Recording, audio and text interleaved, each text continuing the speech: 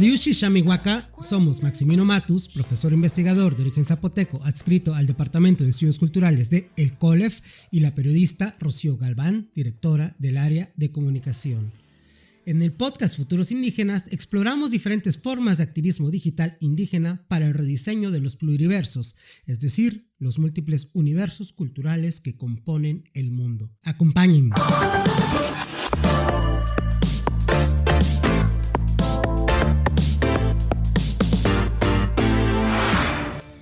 Padiushi Shamihuaca, Shinula Shido, Toloka.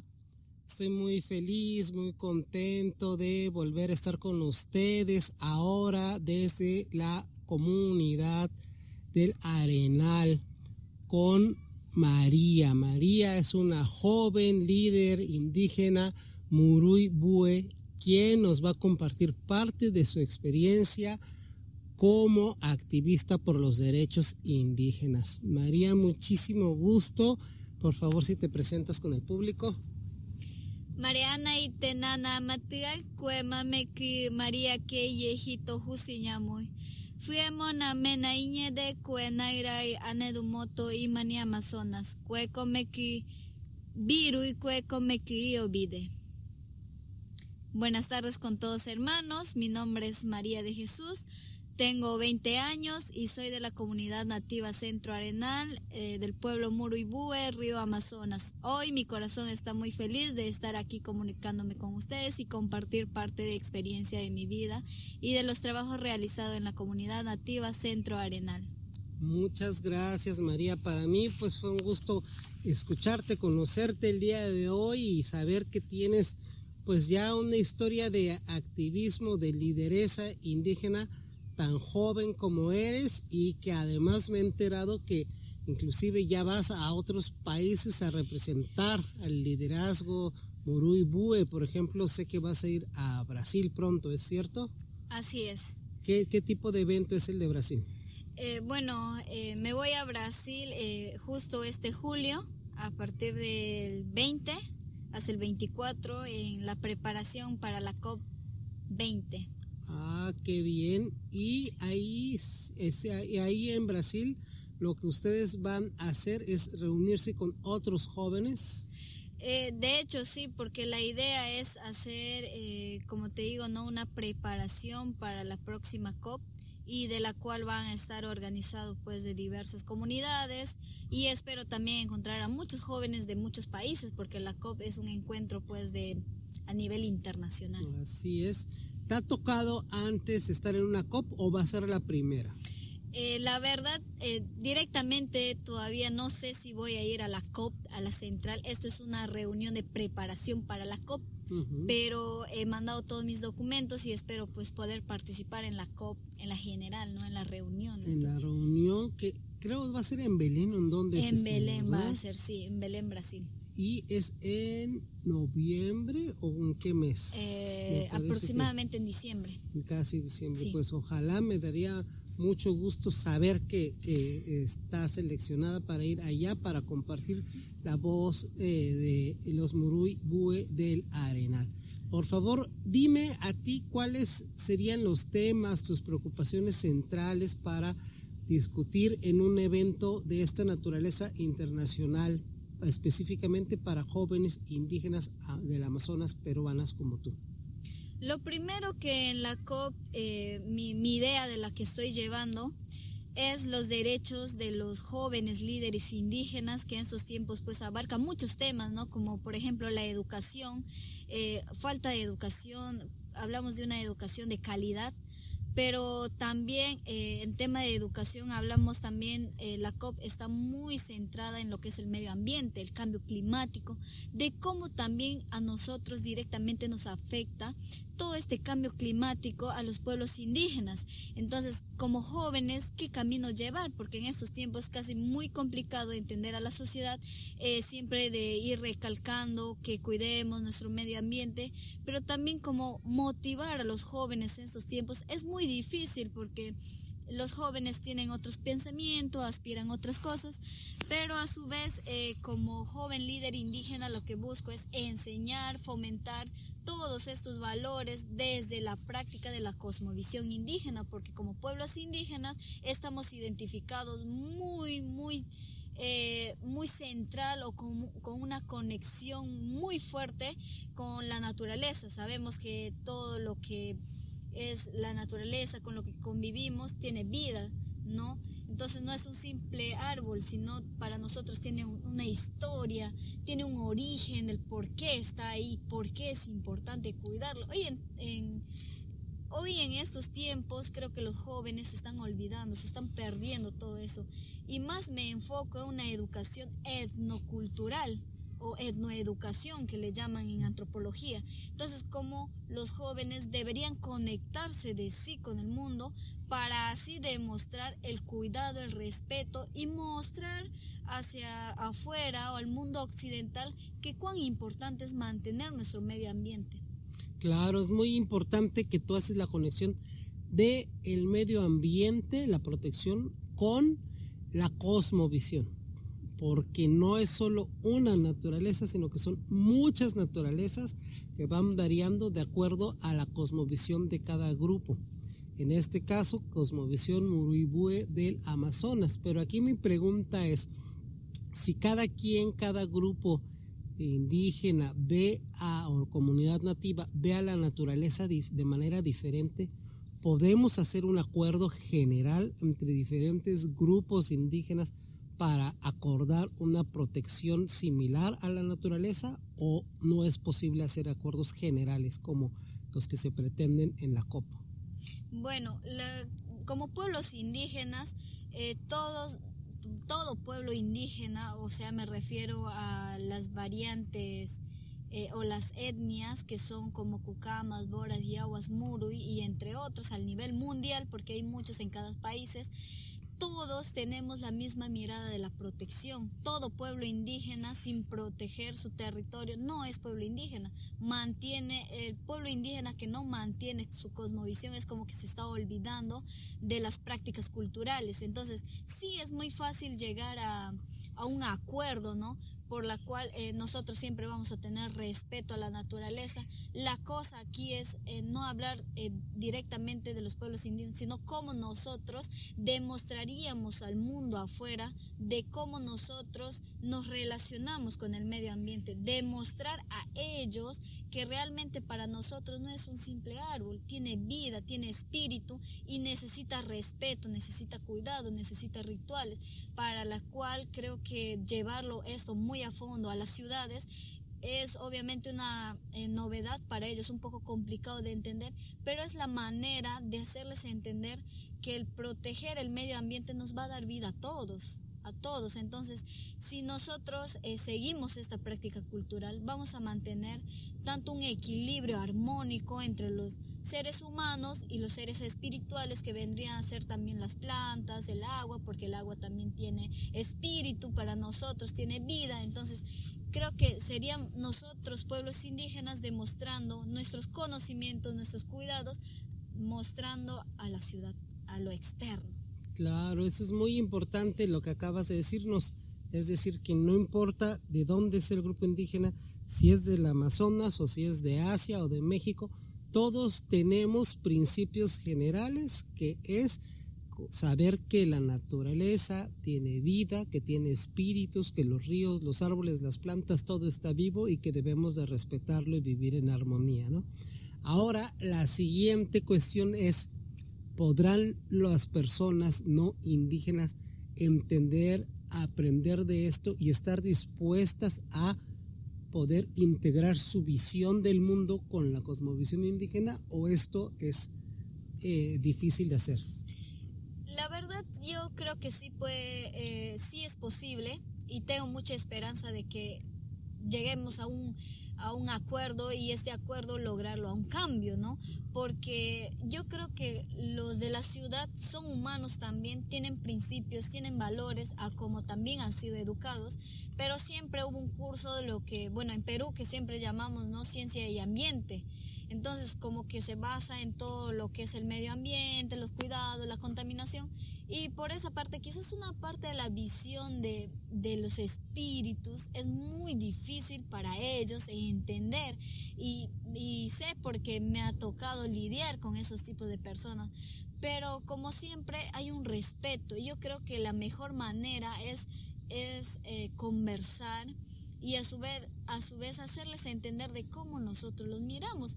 Pero si ellos no comparten esa idea, al menos respetarnos entre ambos, y por el bien del mundo, por el bien de no seguir generando este cambio, porque después de cambio climático puede venir una crisis climática que a su vez no solamente a los pueblos indígenas nos va a afectar, sino a nivel mundial.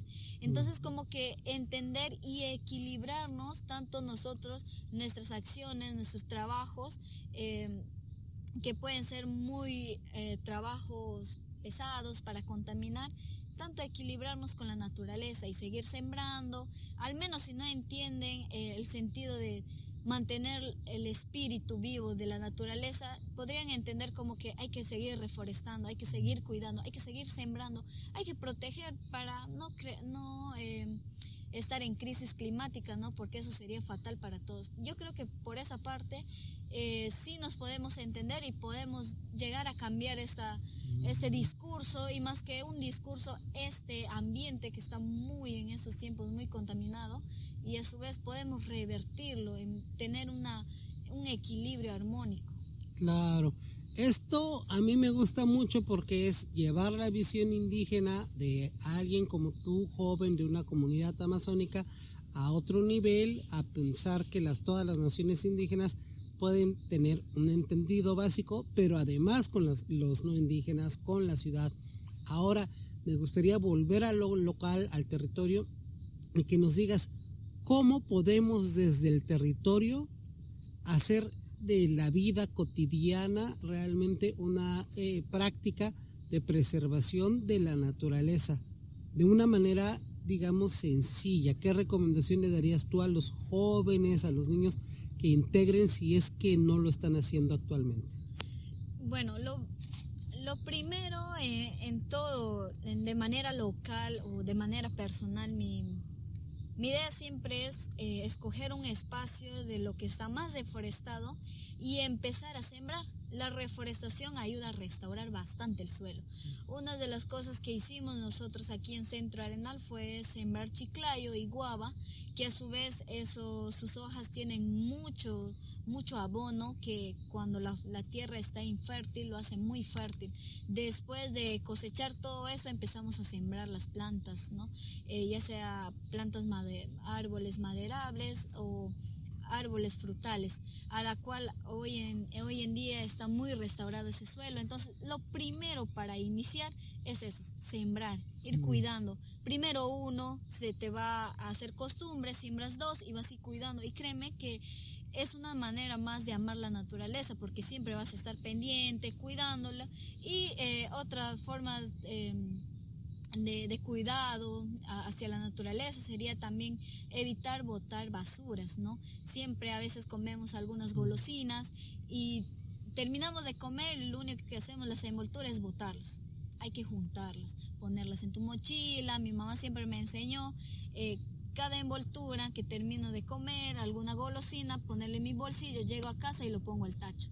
Y así no estar botando en las calles, en donde me dé la gana, ¿no? Porque también genera contaminación visual, contaminación del suelo, y a su vez todo lo que tiene un ciclo. Entonces iniciaríamos primero con reforestando, y después siempre teniendo esa cultura de limpieza, de cuidado, de estar botando ahí, o hacer una jornada siempre. Eso es lo que hago en la escuela autónoma, es una jornada de limpieza. Entonces los jóvenes traen sus bolsas de basura y a su vez salimos toda la comunidad juntando la basura. Entonces al final de la actividad te das cuenta que queda un ambiente muy limpio y bonito. Entonces son prácticas de lo que uno puede iniciar de a poco. Me gustó mucho escuchar un poquito de la clase que estabas dando a los niños jóvenes. Uno, porque no solo es lengua, no solo les estabas ayudando a presentarse en su lengua sin pena, ¿no? Con el ejemplo, primero tú con ellos, luego ellos solos, y así poquito a poquito para darles confianza. sino también hablaba sobre algunos principios, entre ellos el no tener pena a expresarse, el levantar la basura y que se sientan orgullosos de limpiar en vez de que eso también les dé pena. Y otra cosa que también me llamó mucho la atención es que dijiste, si ustedes van a otra escuela que no es autónoma y el profesor les quiere enseñar otra lengua que no es la suya, si les dice que lo que estamos haciendo, enseñándoles que no es bueno, que estemos equivocados, no se peleen. Digan, ok, sí está bien, pero ustedes vienen aquí es nuestra escuela autónoma y allá es la del Estado. No tenemos por qué estarnos peleando. Esta aproximación de no estar en conflicto y mejor hacer trabajar desde nuestro territorio, desde donde podemos, a mí me parece algo muy bueno, porque en vez de pelearnos, mejor demostramos con el ejemplo, ¿no? Así es. Bueno, esto es lo que me encanta con los niños. Soy actualmente la profesora, ¿no?, en la escuela autónoma, y yo siempre les recalco porque tenemos un serio problema aquí, ¿no? El Muruy es la nación, pero la nación, el pueblo, tiene variantes como todo pueblo, ¿no? Tiene su variante lingüística de lengua. Entonces, en el colegio del Estado enseñan Muruy, Muinani, y acá el idioma original del pueblo, de la comunidad, es el Muruy Bue, que dejaron nuestros ancestros.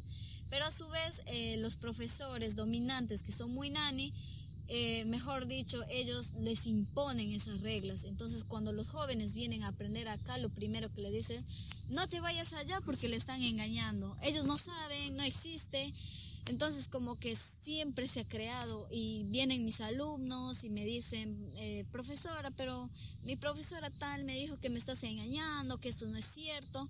Y siempre hay esa incomodidad entre ambos. Entonces, cuando llegan los jóvenes, les digo, no se peleen. Cuando están allá, hablen Muinani, no le contradigan. Acá vienen y hablamos Bue. Por lo cual, estás aprendiendo dos idiomas. Bueno, un idioma, pero dos variantes. Te vas a poder comunicar con Muinani cuando estás con los Muinani y con los Bues cuando estás con los Bues. Entonces, como que la violencia, bajarle, porque también se crea un tipo de violencia ahí, sino bajarle y usar el razonamiento, no llevar de una buena manera. Eso es lo que yo siempre les digo, motivarles cada día, vengan, hay que aprender la historia de por qué se origina esta división, ¿no? Y qué haríamos nosotros como jóvenes, ustedes como alumnos, porque la escuela está formando líderes. En algún momento me va a tocar ir, quizás muy lejos de acá, uno no sabe, pero quedan 2 o 3 líderes liderando la comunidad. Entonces no solo hay uno, sino quedan 3, 4 para seguir luchando, para seguir defendiendo el territorio. Claro, entonces podemos decir que su escuela comunitaria autónoma es una escuela que forma líderes para que pueda seguir la defensa al territorio, a la naturaleza y pues al respeto a todos los seres que viven aquí en este lugar, ¿verdad? Veo también que, o parte de lo que escuché, que les van a enseñar igual a ir en donde tienen todo su programa de reforestación, y también tienen además la parte de la historia, la cosmología. Es decir, es una escuela integral para la vida, no solo de matemáticas, de español, sino es de la vida. ¿Estoy en lo correcto? Así es. Bueno, la escuela autónoma, muy bien su nombre lo dice, escuela autónoma Muruy Bue. En principio estaba diseñado solamente, el objetivo era, en el 2000 había un hablante, actualmente hay como 50, pero ya nos hemos dado cuenta que muy aparte de la cultura y de todo el idioma, es muy importante formar a los jóvenes para que va a llegar un momento en que ellos van a salir del pueblo y ellos tienen que salir preparados para poder enfrentar, porque la ciudad, tú como indígena, salir a la ciudad es un impacto muy grande para ti, no conoces muchas cosas, muchas veces se van a burlar de ti, entonces como que hay que prepararle para la vida. Si bien es cierto, en la escuela no solo enseñamos el tema de la cultura, la cosmovisión, sí es muy fundamental y es el pilar de la escuela, pero también lo que parte de esto es que enseño la oratoria. Los jóvenes tienen que aprender a exponer a un público, a presentarse ante tal magnitud de población, que no tengan vergüenza, que todo lo que piensen lo digan sin pensar que están equivocados, sino al contrario, siempre estar participando, siempre dando su opinión, todo lo positivo, lo negativo, o que si alguien les está mintiendo, siempre tratar de hacer escuchar su voz, de ser jóvenes voceros de los pueblos indígenas, y a su vez también un poco de derechos, de leyes de los niños, porque muchas veces en los pueblos vulneran esos derechos. Entonces, como niños, pues obviamente no saben sus derechos, pero acá se les enseña para que ellos también puedan entender cuándo están vulnerando sus derechos o qué derechos le pertenecen, qué derecho tiene él como ser humano, como niño. Entonces, también hablaba mucho de lo que es el cuidado del medio ambiente, y tenemos la asociación que es el Idoriño, Mujer Semilla, a la cual vamos a ir a hacer nuestras prácticas, a sembrar con los jóvenes, y también mantener ese vínculo de cuidado, de tener una armonía y de tener una visión diferente hacia la naturaleza. No solo es talar y lo hago en mi casa, ¿no? Sino tener ese sentimiento por la naturaleza, de querer ver vivo, de querer ver verde, de querer tener oxígeno en el mundo. Entonces, mejor dicho, como usted mismo lo dijo, es una escuela muy autónoma, pero a su vez con muchos temas por tratar. Ese sentido por la naturaleza. Me gustaría, para ir cerrando esta bonita plática que hemos tenido, dos cosas, por favor. Uno, ¿cuál sería tu recomendación para los jóvenes indígenas que quieren convertirse en líderes? Eso por un lado. Este programa, pues más que nada es para jóvenes que escuchan en México, pero sabemos que el podcast lo puede agarrar cualquier persona, al menos que hable español, ¿no? Eso por un lado. Y por el otro, si tuvieras de casualidad alguna pequeña historia o algo relacionado con tu cosmovisión que quisieras compartir, que pienses que también puede ayudar a un joven a pensar pues la importancia de ser líder o de cuidar a su cultura o a la naturaleza. Bueno, mi consejo es para los jóvenes líderes, futuros líderes. La verdad, liderar no es nada fácil, y eso ellos mismos lo van a sentir, lo van a ver. Quizás podría contar un poquito de mi historia, ¿no? Para que quizás alguien se sienta también identificado. Bueno, yo cuando inicié como joven líder indígena, bueno, mi mamá siempre me metió en esto, siempre estaba involucrada en la comunidad, en el pueblo, sus problemáticas, las asambleas que duraban 6, 7 horas, salían discutiendo, o un acuerdo que no llegaban al día siguiente. Entonces, no les miento, pero sí siempre yo iba con mi mamá, porque yo soy una persona, actualmente sí me quedo en casa ya, pero antes era como que seguirle a mi mamá. Entonces, en vez de lavar los platos, me iba con ella a la reunión. Ella siempre desde los 12, 13 ya nos llevaba a la reunión, a escuchar, para nosotros saber en qué contexto está la comunidad, qué conflictos tienes, qué problemáticas, qué solución se busca, qué es lo que nos falta. Entonces, ahí me fui dando cuenta muchas cosas, en la cual quizás trataba con mis enemigos como si fueran mis amigos, a la cual mucho a los pobladores les dolía bastante, pues como una niña no entiende de eso, solo quiere jugar, somos niños. Y ya cuando iba creciendo, razonando, empecé a tener el uso de razón y a entender cada cosa del por qué siempre disputar por el territorio, por qué preservar, por qué cuidarlo. Me fui abriendo un mundo que a mí me impactó. Y después, cuando ya pidieron 2 jóvenes indígenas para ser comunicadora indígena, a la cual la única joven que siempre iba a la asamblea y a las obras públicas era yo. Entonces también tenía a mi hermana. En la asamblea el jefe me selecciona, pero fue algo muy brutal que mi misma gente me rechazara, que mi misma gente desconfiara de mí, desconfiara de mis conocimientos, y no es que quisieron, han puesto a otra persona en mi reemplazo, de la cual yo me sentí, era una joven, tenía 17 años recién, 17 años. Por poco y lloro en la reunión, ¿no? Pero mi mamá siempre me enseñó a ser fuerte, a no ser débil delante de las personas, y realmente ese consejo es muy bueno. Pero me sentí horrible, quería llorar. ¿Por qué? Porque mi mismo pueblo me estaba rechazando. Ellos siempre hablaban para la futura generación, pero yo estaba ahí ya y me estaban rechazando. Ese dolor es algo como este consejo va para los jóvenes. Entonces, como que por eso no se desanimen. Yo he pasado peores cosas. No me rechazaron, pero después esa persona no pudo y me pusieron como para tapar. Y bueno, dije, me voy. Aunque otros decían, no, ten dignidad, no te querían. No, yo me voy. Me fui y aprendí, me formé como joven líder indígena, pero a su vez también como comunicadora indígena. Siempre hablé sobre los derechos de los pueblos indígenas. A donde yo vaya, siempre voy a mencionar mi problemática, posible solución y qué es lo que yo también hago. Porque no solo es hablar bonito, crear un discurso fantástico, llegas al pueblo y no hay nada, ¿no? Entonces yo siempre he tenido problemática, posible solución y qué es lo que yo hago o qué es lo que estamos haciendo en la comunidad. Hubo muchos tropiezos, muchos me decían que eres recontra joven, tú qué vas a saber de esto, pero en cada taller, en cada reunión me he ido fortaleciendo, formándome como joven, como líder. Actualmente un poco de derecho, me encanta bastante lo que es el derecho, porque como pueblos indígenas necesitamos abogados que sepan defender las causas de los pueblos indígenas. Nadie tiene ese sentimiento de querer defender como uno mismo del pueblo.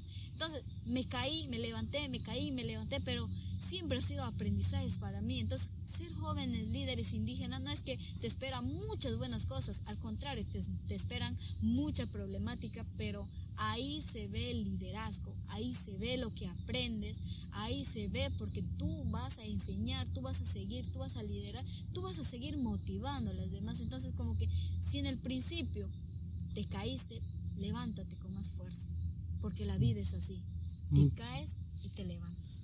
Gracias, muchísimas gracias, María, me encantó esta manera de cerrar la plática, porque dices con mucha fuerza, porque te vas a caer muchas veces, y también algo que dijiste antes, aprender a hablar en público, aprender a quitarse la pena, aprender a dialogar y aprender a enseñar, ¿no? No es fácil, y gracias a jóvenes como tú y a la tarea que estás haciendo, creo que hay esperanza, hay futuro, al menos para tu comunidad, para los jóvenes que se están formando contigo, y espero que otras personas en otras partes del mundo sigan también tu ejemplo, el ejemplo de las y los jóvenes indígenas, porque son las futuras generaciones y tenemos que dejar que entren, no cerrarles el paso y aprender de ustedes. Muchas gracias. Así es, muchísimas gracias y saludos a todos y mucha fuerza a los jóvenes indígenas. Esquiche Peli, María, Esquiche Pelatu, Xamihuaca, que estén muy bien, gracias amigos, amigas, hasta la próxima.